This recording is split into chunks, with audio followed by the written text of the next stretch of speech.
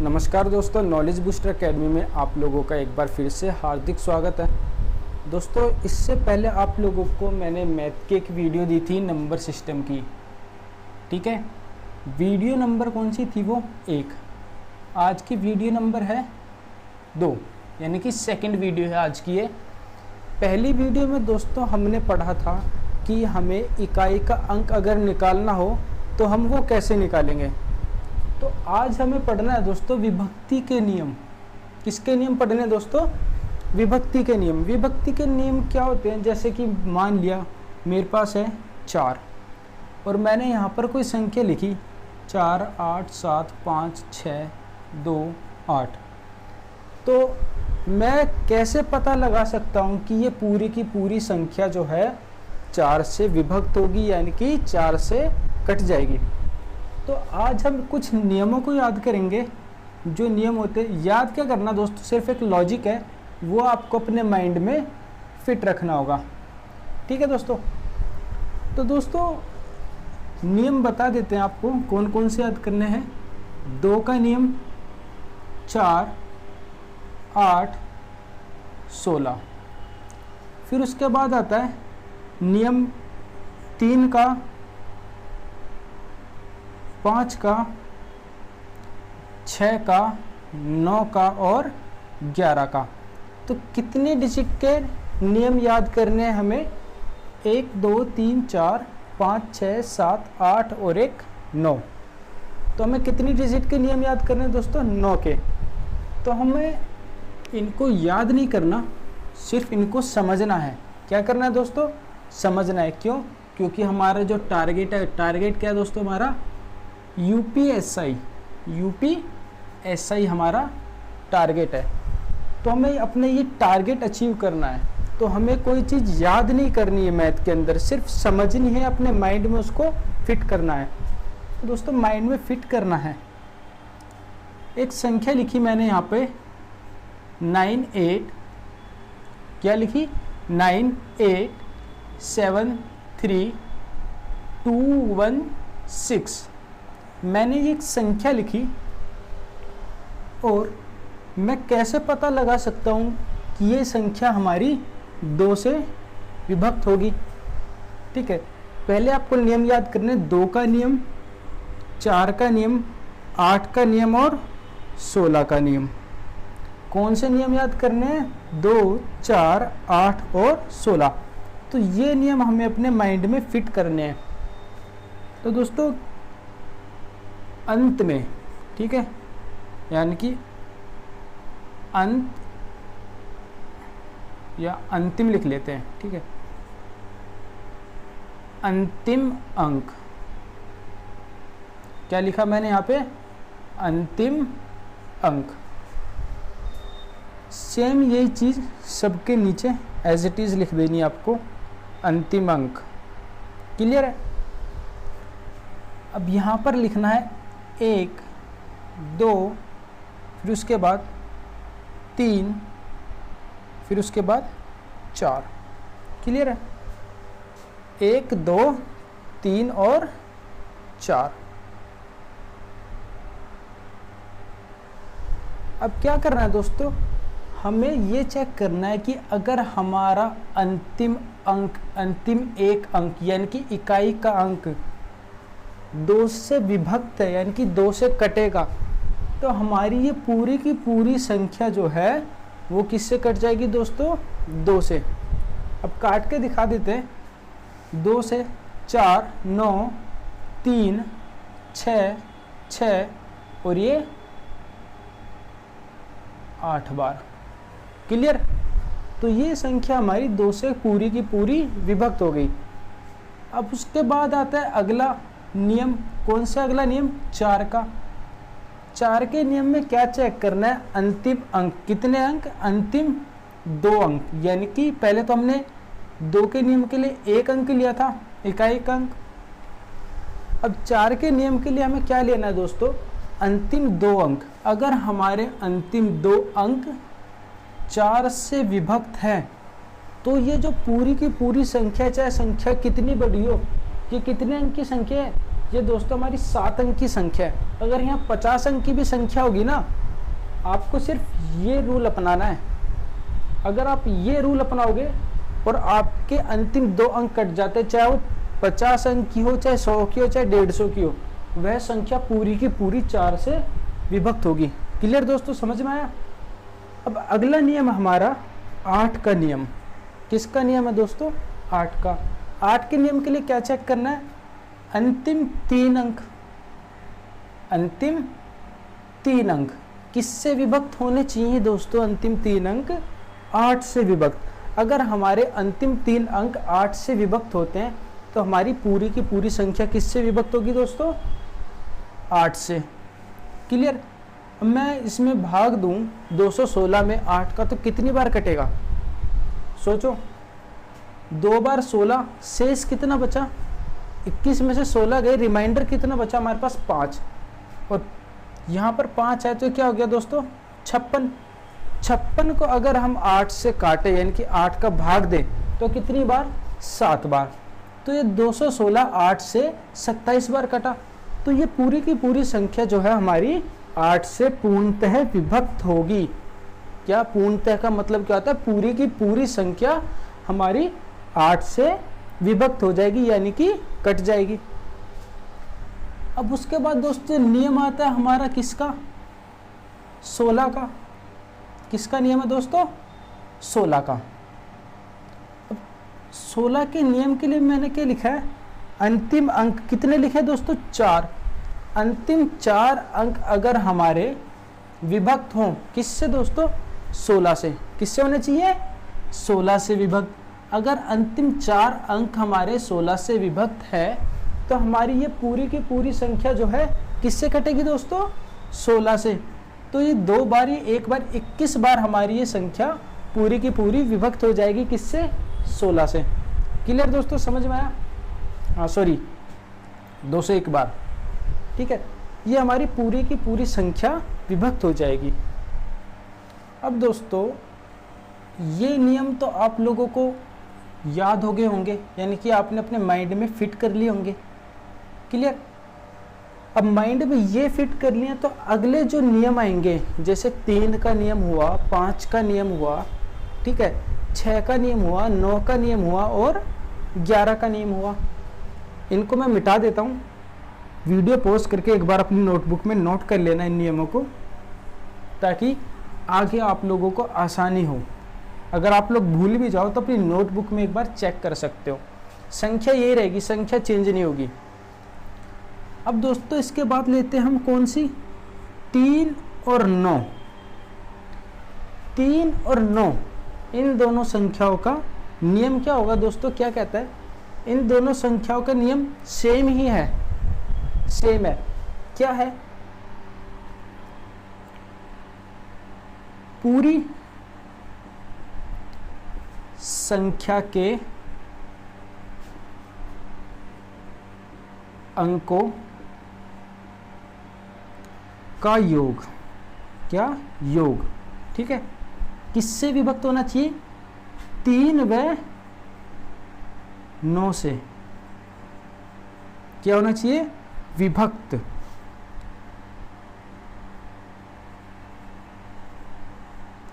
अगर ये संख्या हमारे पास है, मैं इनके अंकों का योग करूं, यानी कि इन सभी अंकों को आपस में जोड़ दूं, तो दोस्तों जो मेरे पास इनका आंसर आएगा जोड़ने के बाद, ठीक है, वो अगर मान लिया यहाँ पर मैंने लिखा 30, ठीक है, अगर 30 आया इनका योग, अगर वो 3 से विभक्त होता है, यानी कि 3 से पूर्णतः कटता है, पूरी तरीके से कट जाता है, तो हमारी ये पूरी की पूरी संख्या जो है 3 से कट जाएगी। अब 9 के लिए क्या है दोस्तों? अगर इनका योग 27 आता, क्या आता दोस्तों? 27, ठीक है, अगर योग 27 आता तो मैं 27 को 9 से काट के देखता 3 बार, तो ये पूरी की पूरी संख्या क्या होती? 9 से पूर्णतः विभक्त हो जाती। पर दोस्तों ये नहीं है कि जो संख्या हमारी 3 से विभक्त होगी वो 9 से भी विभक्त हो जाएगी योग करने के बाद, नहीं। जैसे कि मैंने आपको पहले बताया था 3 के नियम में 30 आया हमारे पास, 30 हमारा दोस्तों 3 से विभक्त हो रहा है कितनी बार? 10 बार, क्या वो हमारा 30 जो है 9 से विभक्त होगा? नहीं होगा ना। तो इसीलिए हम सेम चीज़ अप्लाई नहीं कर सकते, ठीक है। अगर 3 से कट रही है तो ये नहीं है कि वो 9 से भी कटेगी। तो क्या करना है, 9 के नियम के लिए अलग और 3 के नियम के लिए अलग एक एक बार इनका योग करना पड़ेगा। जैसे अब योग कर लेते हैं, 9 और 8 कितने हुए दोस्तों? 17। 17 और 3 कितने? 20। 20 और 3 23, और ये क्या हुआ हमारा? 30, और ये क्या हमारा? 6 36। इनका योग कितना है दोस्तों? 36। 36 योग आ गया। अब देखो 36 हमारा 3 से भी कटेगा और 9 से भी, दोनों से कट जाएगा। भाई 3 से कितनी बार कटा? 12 बार, और 9 से 4 बार। क्लियर दोस्तों, समझ में आया? तो इन अंकों का योग करने के बाद जो हमारे पास उत्तर आ गया, यानी कि इनका जो सम आएगा वो हमारा या तो 3 से विभक्त हो 3 के नियम के लिए, और 9 के नियम के लिए, या फिर 9 से विभक्त हो। क्लियर है? तो एक एक क्वेश्चन दोस्तों जो है ना, इसका नंबर सिस्टम का बहुत ही अच्छा है, ठीक है। ये क्वेश्चन दोस्तों मानने के लिए तो लड्डू क्वेश्चन होते हैं, और जिन बच्चों ने कभी नहीं पढ़ा हो तो उनके लिए ये मुश्किल क्वेश्चन भी हो जाते हैं। संख्या को दोबारा लिख लेते हैं, 9873216। संख्या मैंने पूर्णतः लिख दी। अब दोस्तों हमारा जो अगला नियम है वो क्या है? 6 का नियम। किसका नियम है? 6 का नियम। 6 का नियम क्या बोलता है दोस्तों? 6 का नियम कहता है कि अगर कोई संख्या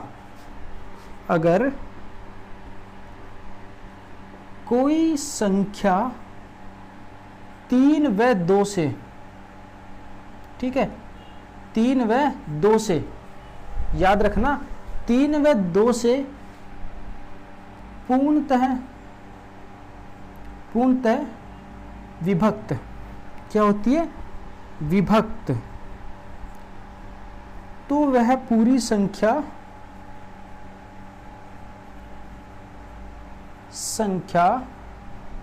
किससे विभक्त होगी दोस्तों? 6 से। किससे होगी? 6 से विभक्त होगी।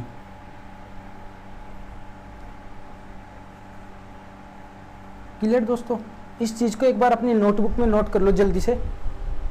6 का नियम बोलता है अगर कोई संख्या 3 व 2 से पूर्णतः विभक्त होती है, यानी कि दोनों से अलग अलग विभक्त होनी चाहिए, 3 से भी कटनी चाहिए और 2 से भी कटनी चाहिए। ये नहीं है कि हमारी कोई संख्या 3 से कट गई और वो 2 से नहीं कट रही है तो हम उसको टिक कर देंगे, नहीं, ये चीज़ नहीं करनी है।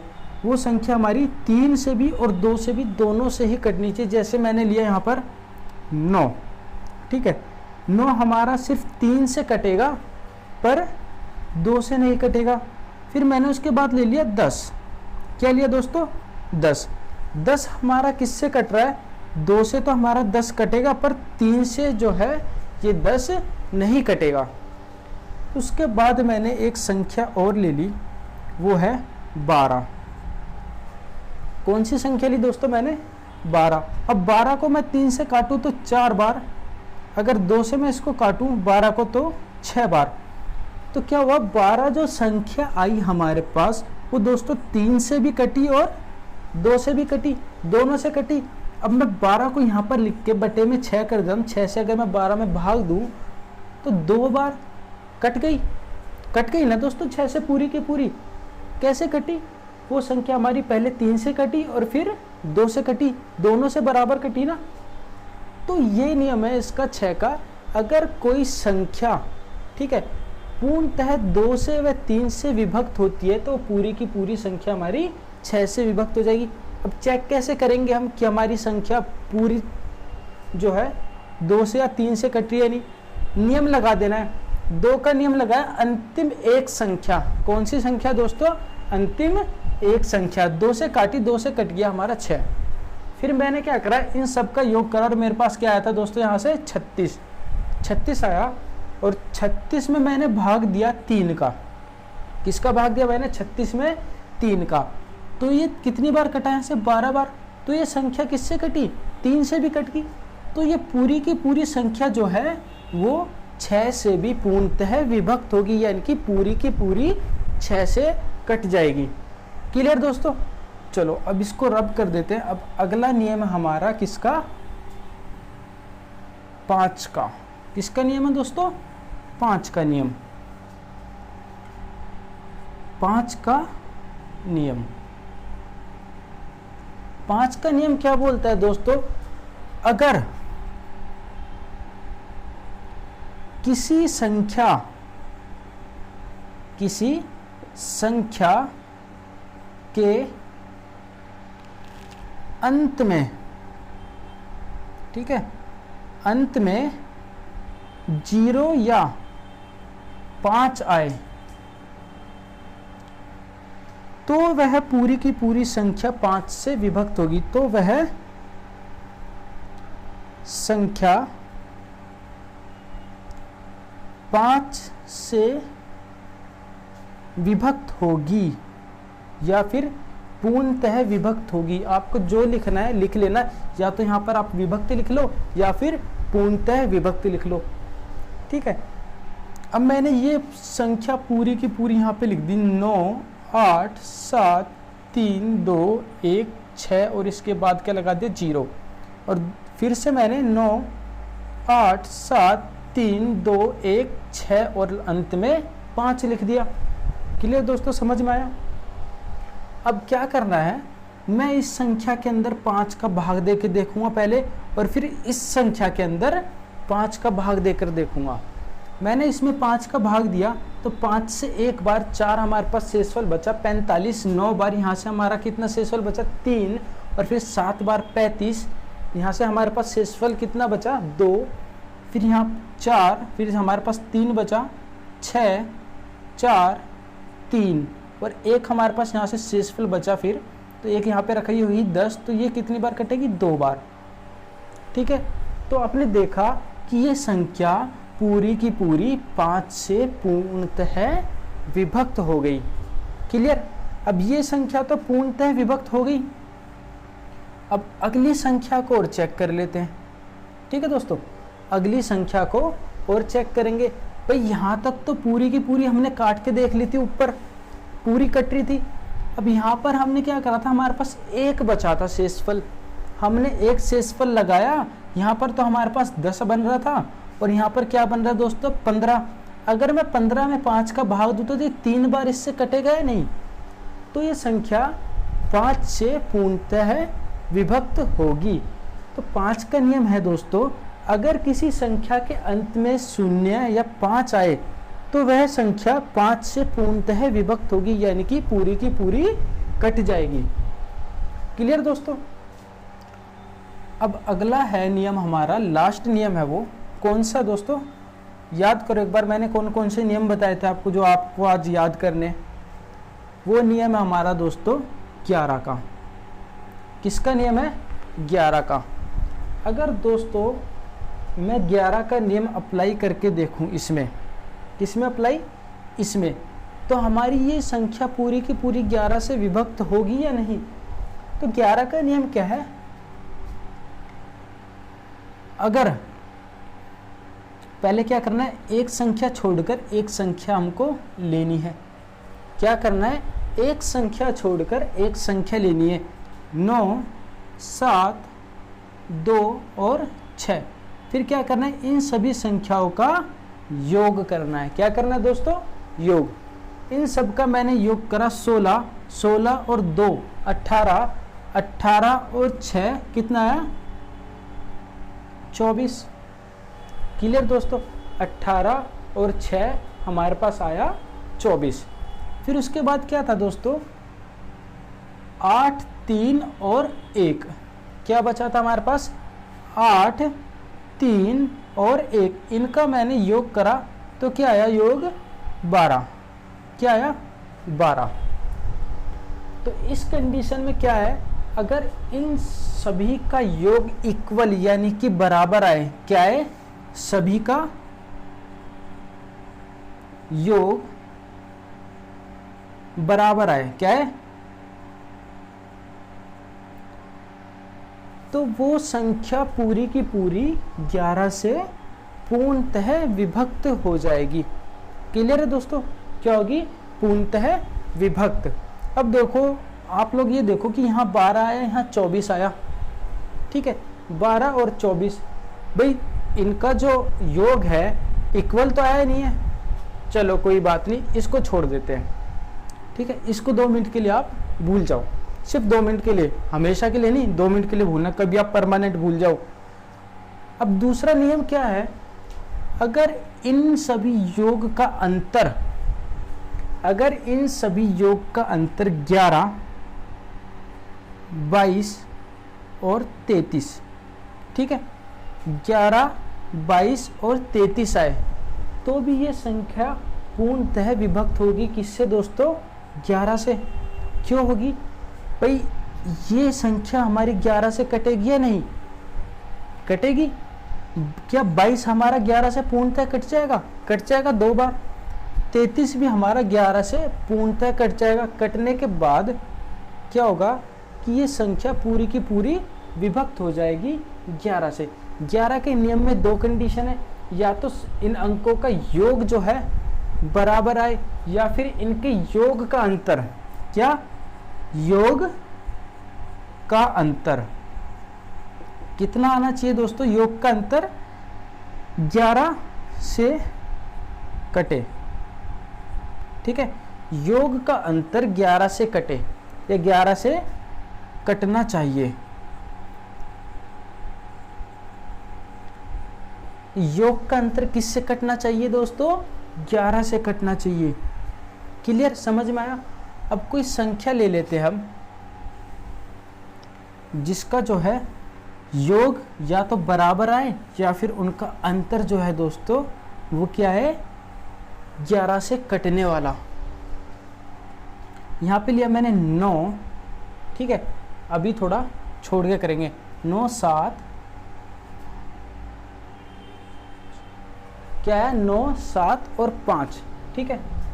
संख्या खुद ही बना रहा हूँ दोस्तों, याद नहीं है मेरे को, मैं भूल गया संख्या क्या थी। अगर डायरेक्ट संख्या लिख दूँ तो कोई दिक्कत नहीं है। अब उसके बाद मुझे एक संख्या और लेनी है, ठीक है। क्या लेना है?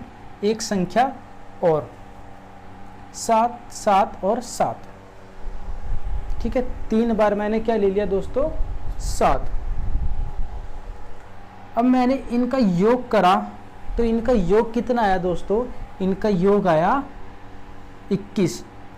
9 और 7 16, 16 में 5 प्लस किया मैंने, क्या आया दोस्तों? 21। क्लियर? 7 और 7 14 और 7 21, यानी कि 7 या 21, ठीक है। 7 गुना 3, ये क्या गया?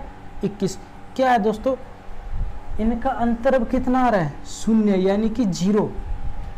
या तो ये याद रखना, 0 अंतर आएगा तो 11 से कटेगी, या फिर अंतर 11 से कटने वाला आना चाहिए इनका। क्लियर है?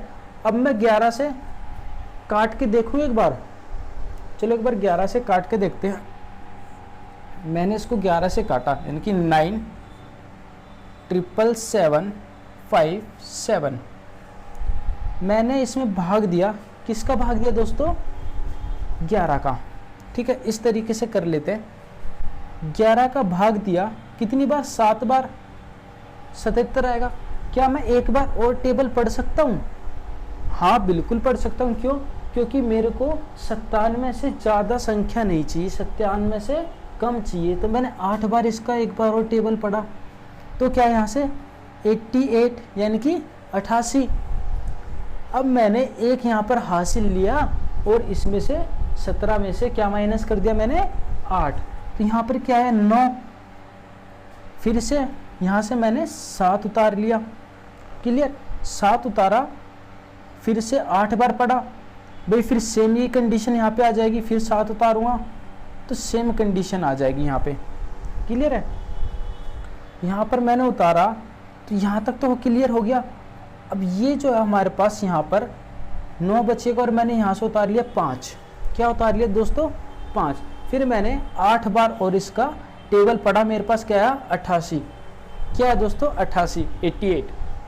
और मैंने 95 में से 88 माइनस किया तो मेरे पास क्या आया यहाँ से दोस्तों? इनका अंतर 7। और अगली संख्या क्या है 7। मैंने 7 को भी यहीं पर नीचे उतारा। अगर मैं 7 पर 11 का पहाड़ा पढ़ूं, ठीक है, 7 टाइम अगर मैं 11 का टेबल पढ़ूं तो मेरे पास क्या आएगा दोस्तों, यहाँ से 77 नीचे क्या बचा 0। तो ये संख्या पूरी की पूरी कटी या नहीं कटी, पूरी की पूरी ये संख्या कट गई ना। समझ में आया दोस्तों। ये जो विभक्ति के नियम है दोस्तों, ये बिल्कुल भी हार्ड नहीं है, बहुत इजी है, ठीक है।